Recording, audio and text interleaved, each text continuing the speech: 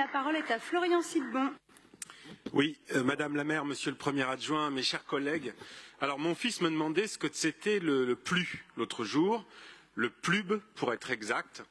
Et j'ai tâché de lui expliquer que derrière cet acronyme barbare et ses cousins OAP et PADD, derrière la somme de documents administratifs se cachait le cadre de vie dans lequel il vivrait et qui modèlerait cette ville que nous aimons tant. Mais c'est aussi une ville dont l'urbanisme fut aussi abîmé et que nous tentons, avec notre majorité depuis quelques années, à un endroit de réparer. Car si l'on regarde l'histoire de Lutèce et de Paris, c'est la voiture et les artères qu'on a construites pour elle, les tunnels, les voies sur berge, l'urbanisme sur dalle, aujourd'hui archaïque et qui nous pose tant de problèmes, qui ont défiguré le patrimoine parisien que vous dites tant aimer.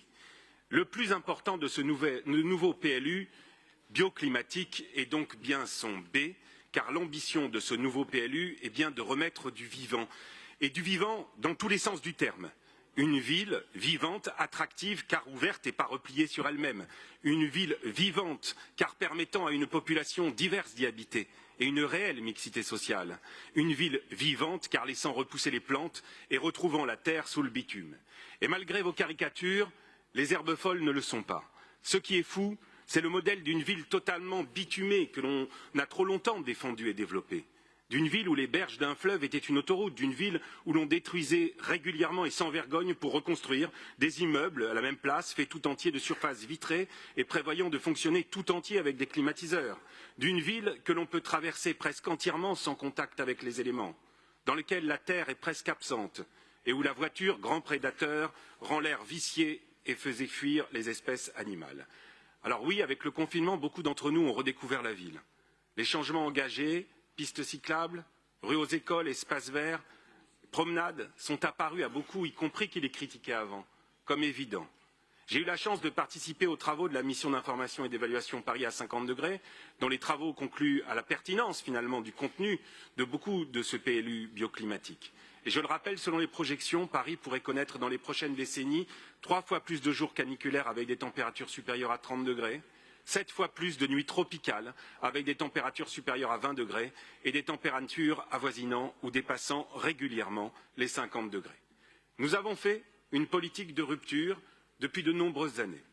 Mais le moment est venu d'amplifier, d'accélérer les transformations impulsées par l'exécutif municipal si nous voulons que Paris reste une ville tout simplement habitable dans les prochaines décennies. Et ce PLU marque une accélération et inscrit dans le droit l'ensemble des innovations proposées par la ville de Paris depuis 2014. Les externalités positives des projets de construction sur le modèle des fameux Réinventer Paris et Réinventer la métropole, les quais de Seine réinventés, les placettes et les rues reconnues comme espaces verts, la fin du béton et l'intégration de l'ensemble des normes bioclimatiques, l'accélération de la politique de création de logements sociaux avec un rééquilibre Est-Ouest. Et je me réjouis donc de l'ambition qui caractérise ce PLU bioclimatique, puisqu'il va nous permettre d'accélérer la transition écologique du bâti parisien, et ce, grâce à un véritable changement de paradigme. La construction neuve ne peut et ne doit plus prévaloir sur la réhabilitation du patrimoine existant. Ce n'est plus donc qu'en cas d'exception absolue que l'on pourra démolir. C'est un PLU où la réhabilitation deviendra la nouvelle norme. C'est la fin de la démolition et du béton au profit de la réhabilitation et de la rénovation, évidemment plus écologique. Car la phase de construction est responsable à elle seule de 50% de l'empreinte carbone totale d'un bâtiment. Alors pour que ce changement de paradigme se traduise dans la réalité, le PLU bioclimatique met en œuvre un certain nombre de dispositifs incitatifs visant d'abord à augmenter les droits à construire pour les projets de réhabilitation qui seront donc facilités et généralisés, et puis au contraire à réduire les droits à construire pour les projets de construction neuve qui seront dès lors plus compliqués à mettre en œuvre. C'est par ailleurs la fin du béton, contrairement à ce que fallacieusement la droite veut faire croire. Le réemploi des matériaux existants, s'agissant des projets de réhabilitation, sera généralisé ou à défaut le recours à des matériaux biosourcés, géosourcés ou à faible impact environnemental.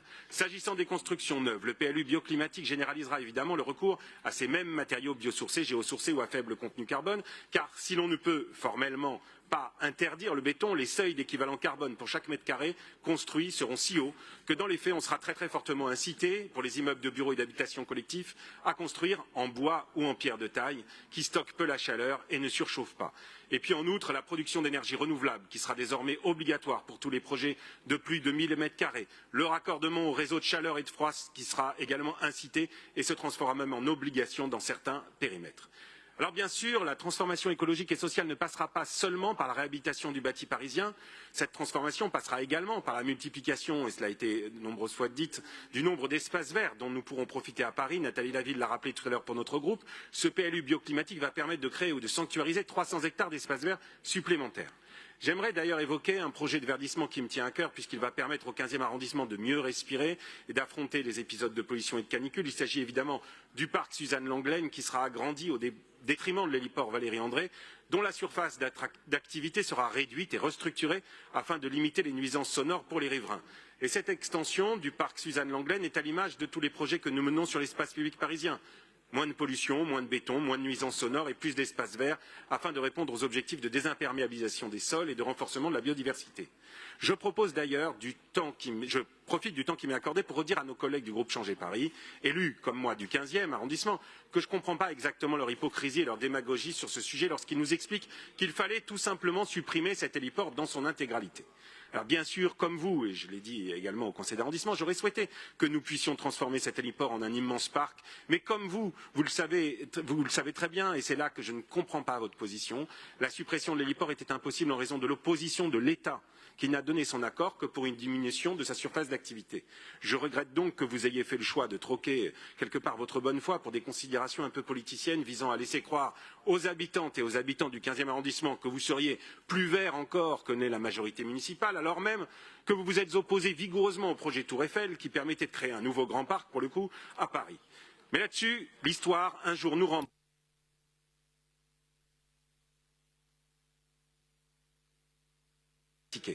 Dans le 15e, outre la création de ces 3,5 hectares, le PLU, c'est aussi de nombreux pastillages pour les logements publics. Et je m'en réjouis, car oui, avec 70% éligibles au logement social, 70%, il nous faut par tous les moyens possibles atteindre les 40% de logements publics. Et c'est aussi, et cela n'a pas été dit, la préservation dans le 15e, comme ailleurs, mais beaucoup dans le 15e, du dessin faubourien par la limitation des filets de hauteur des immeubles d'angle. Il est idiot d'opposer les nécessités et tout le travail d'équilibre de notre majorité, et de ce travail a été de trouver les points d'équilibre.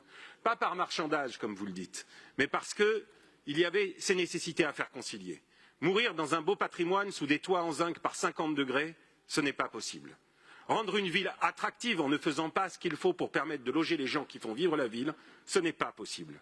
Créer des espaces verts, arriver aux 10 m² par habitant prônés par l'OMS, et que personne ne conteste, sans restreindre à la place de la voiture, eh bien, ce n'est pas possible. Réduire les îlots de chaleur, impulser la rénovation énergétique indispensable des bâtiments sans contraindre les promoteurs, ce n'est pas non plus possible. Ce document, pour les habitants, pour les acteurs, pour les architectes, les promoteurs, les urbanismes, c'est un cadre, mais pas uniquement. Il est aussi, surtout, pour cette ville que l'on aime, la traduction réglementaire du nouvel horizon que nous portons et que nous allons, grâce à lui, porter encore plus fort. Merci.